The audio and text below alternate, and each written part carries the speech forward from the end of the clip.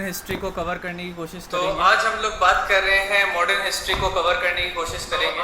तो आप लोग सबों का हम लोग को सपोर्ट चाहिए। तो ये जो बुक है इसको हम लोग कवर करने की कोशिश करें। तो चलिए शुरुआत करते हैं।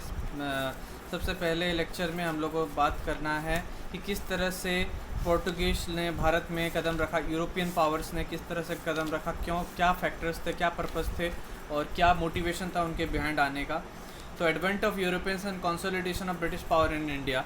तो advent of Europeans in India, though we talk of ancient, medieval and modern periods in history, history is a continuity. हम लोग बात करते हैं पुराने ज़माने के एंशिएंट, मिडिवल और मॉडर्न पीरियड्स के बारे में, लेकिन हिस्ट्री एक कंटिन्यूटी है, यानी एक लगातार चलने वाला एक अध्याय है। It is not always easy to distinguish clearly when one period ends and another begins.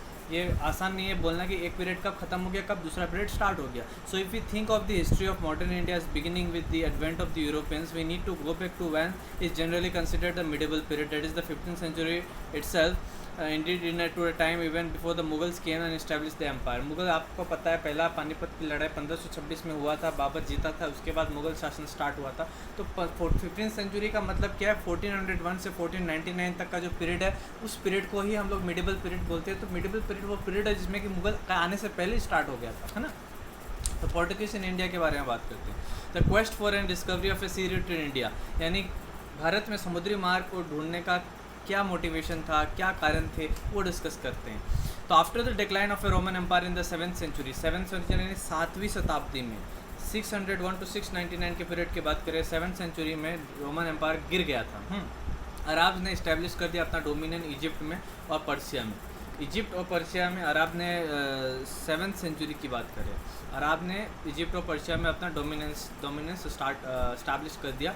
Direct contact जो था यूरोप और इंडिया के बीच में वो कम हो गया, ख़त्म हो गया, डिक्लाइन हो गया, गिर गया। तो इससे इजी एक्सेसिबिलिटी जो थी इंडियन कमोडिटीज़ की, इंडियन सामानों की, इंडियन स्पाइसेस की, इंडियन कॉलिकॉस की, सिल्क की, बहुत से प्रीशियस स्टोन्स के, वो बहुत ज़्यादा डिमांड में थे यूरोप में। वो इफेक्ट हो गया क्योंकि डायरेक्ट कॉन्टेक्ट इंडिया का यूरोप से कम हो गया, क्योंकि बीच में अरब हो गया, लैंड बॉर्डर जो है अरब का हाथ में आ गया। रोमन एम्पायर गिरने की वजह से अरब के हाथ में पूरा का पूरा जो लैंड रूट है उसका कंट्रोल आ गया। उसकी वजह से डायरेक्ट कंटैक्ट जो यूरोप में मार्केट्स का इंडिया के साथ ख़त्म हो गया, जिसकी वजह से जो डिमांड था जो प्रेसियस चीज़ों का इंडिया की, स्पाइसेस, कैलिकोस, जेम्स, मेटल्स वगैरह, सिल्क वगैरह, इसकी डिमांड बहुत ही ज़्यादा इफेक्ट हो गई। इन 1453 1453 की बात करें, Constantinople fell to the Ottoman Turks who were on the ascendant.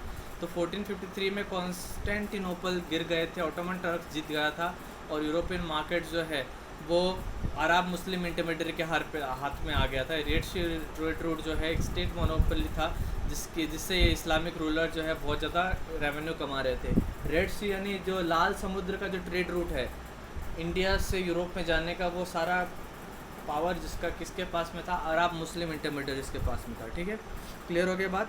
तो red sea trade route was a state monopoly from which Islamic rulers earned tremendous revenues. The land route to India were also controlled by the Arabs. जो land route है, समुद्री जो ज़मीनी मार्ग है India में जाने का, वो भी अरब के हाथ में ही था। इसके लिए लैंड रूट जब अरब के हाथ में, तो अपने को तो समुद्री मार्ग ढूंढना पड़ेगा ना, यूरोपियन लोग इसलिए सोच रहे थे। In the circumstances the Europeans were keen to find a direct sea route to the India. तो इस ऐसे सिचुएशन में क्या हो रहा था कि जो यूरोपियंस है वो चाहते थे कि एक डायरेक्ट सी रूट मिल जाए उनको, एक समुद्री मार्ग मिले। डायरेक्ट सी रूट यानी डायरेक्ट समुद्री मार्ग मिले, डायरेक्ट सी रूट यानी डायरेक्ट समुद्री मार्ग मिले, डायरेक्ट सी रूट यानी डायरेक्ट समुद्री मार्ग